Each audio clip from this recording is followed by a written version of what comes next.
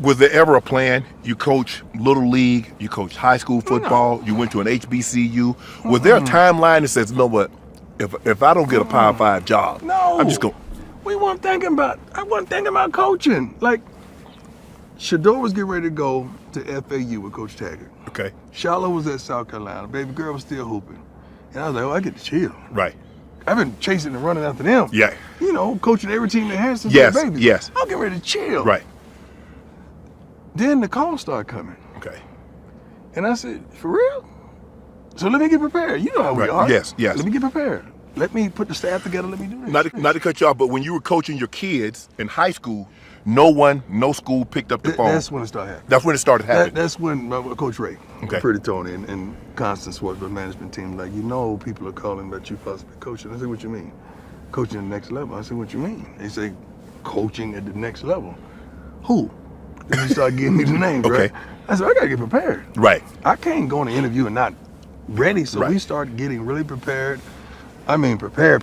Right. So when we met with them, we gave them a whole synopsis of this is your 3 to 5 year plan. This is what I'm going to do. Right. In 3 to 5. This is how I'm going to make it happen. This is your roster and what you currently have. This is what we could go get right now. Right. That's how it came about. Okay. What's up, people? It's your guy, Metamorphosis, and I'm back, as promised.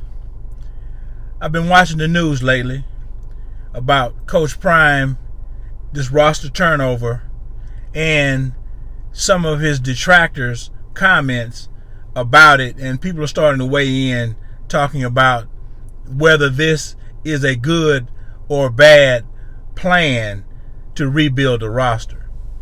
And then recently, his AD finally weighs in. I started with that intro and the AD's comments about Coach Prime. Particularly, one comment he made, he says, publicly and privately. I want to focus on the privately part. If you think for 1 second, as detailed as Coach Prime is as a person and as a coach, if you think about all the amenities that he had at Jackson State, all the amenities and resources that he now has at Colorado at his disposal. If you think about all the amenities, I don't even know if y'all have paid attention to the barber's chairs that they brought to the that area in the facility where the kids are getting their haircuts. I don't even know if y'all have even looked at the barber's chair. They have 2 chairs I think they bought. Off of the chain. These 2 chairs are off the chain. Spare no expense. This man goes to the nth degree when it comes down to detail. Back to the story about Coach Prime and this roster turnover. Do you think when Coach Prime interviewed with Rick George, he didn't tell him how he was going to rebuild this roster? You don't think they talked about the current roster? That's why I came with that intro I did. Coach Prime discussed this with Rick. Coach Prime isn't doing anything he hadn't previously discussed with AD Rick George in his interview for the job. People are trying to act like Coach Prime is doing something he didn't tell Rick about. That's what it seems like. I'm here to tell you that that's not the case. That's not been the case. That's not the case. Look at Rick George's comments, and I'll post that up again in this for you so you can see it for yourself. They're trying to stir up conversation amongst the detractors. You know, if you think about how this all first started, think about the first stories that came out. Remember the Big 12 and a SEC official. You know, they made a comment about this. I'll bring that up too. I'll pull that up for you as well. They didn't say who it was. So they created a story out of no story. They more or less made up a story, then created a story, and then made it a story, and then now they trying to act like it's a story. Remember, the first people that had something to say about this process, they didn't put a name to behind that. They didn't say who it was. They didn't attach a name. No one wanted to go on the record saying whether or not this is the way to rebuild a roster under the circumstances with a 1-11 team. Nobody's talking about that. Nick Saban hadn't done it. Bear Bryant, the great Bear Bryant, didn't do it this way. We know coaches historically have rebuilt rosters. When they come in, if they don't like the players that are currently there, they have that conversation with them. You may want to move on, son. You may want to consider going somewhere else and playing. You may want to consider going back home if the kid is from out of town. You may want to consider going back home. These conversations have been taking place since college football has been around. They're trying to act like this is the first time these conversations have taken place. Metamorphosis, this many kids? You got a 1-11 team, man. You got a 1-11 team. Now, in the year before that, I think they won 5 games. If he thought in the 4 months since he had arrived there, he had anything on that current roster, he would have kept it. Point blank, period. Make no mistake about it. So let's stop fooling around, paying attention to this foolishness that the media is trying to stir up and move forward. This man is rebuilding the roster. He's bringing in his type of players. He's bringing in dogs. He's bringing in the dogs. He's been wanting on this roster. So let's sit back and watch the process unfold. People are going to always say things, and people are going to always talk about things in a negative way because they don't understand it.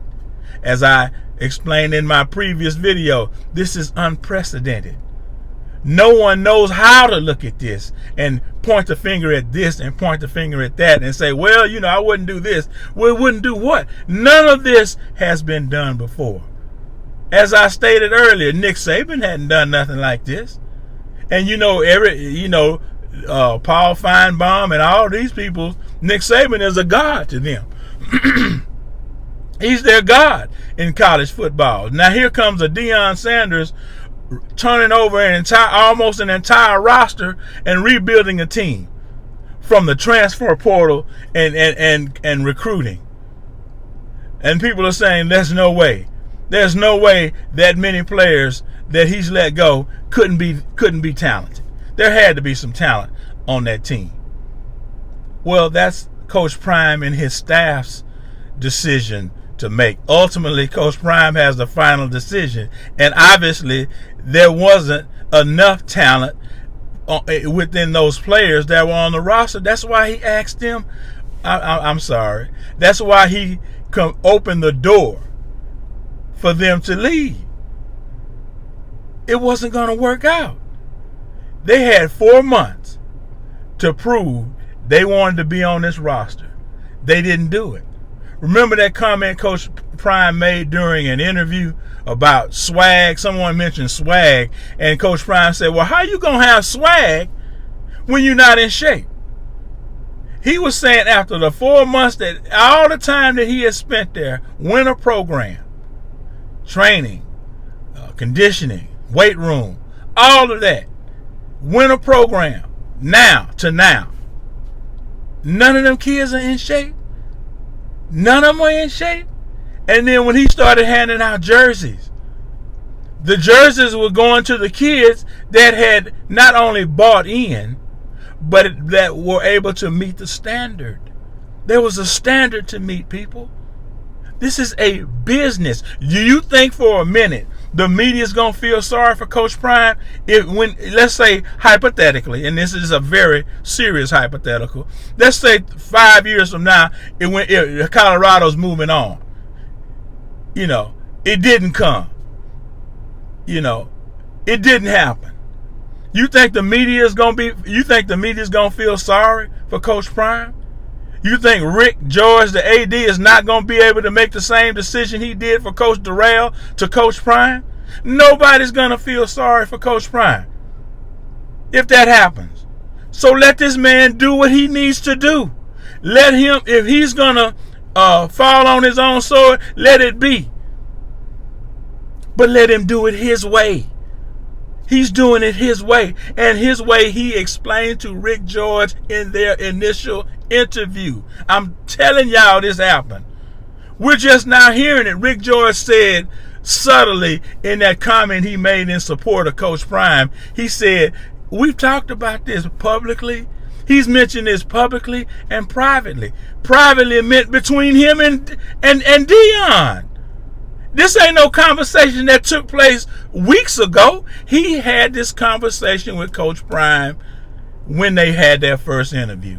When Coach Prime, again, going back to the intro, I explained, Coach Prime said he had to get prepared. He had to lay out the 3 to 5 year plan. He had to show you what the current roster had and the players we can go get immediately. That's Coach Prime's formula for rebuilding a roster. He didn't go to Alabama where the talent was already there. He went to a 1-11 program so he could take that program from where it was to where it needed to be. And no one could look back and say, Nick built that roster. So, almost all the kids was already there anyway. No. When the story is written, they're going to look back and say, Coach Prime did it his way. And also he pioneered a new way to rebuild the roster through the transfer portal, etc., etc., etc. I know I got a little excited about this because sometimes, listening to foolishness sets me off. But I just wanted to give it to you like I always have.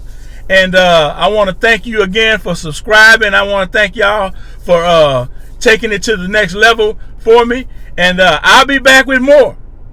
As promised. You all have a blessed day. I'll holler at you. I'm out.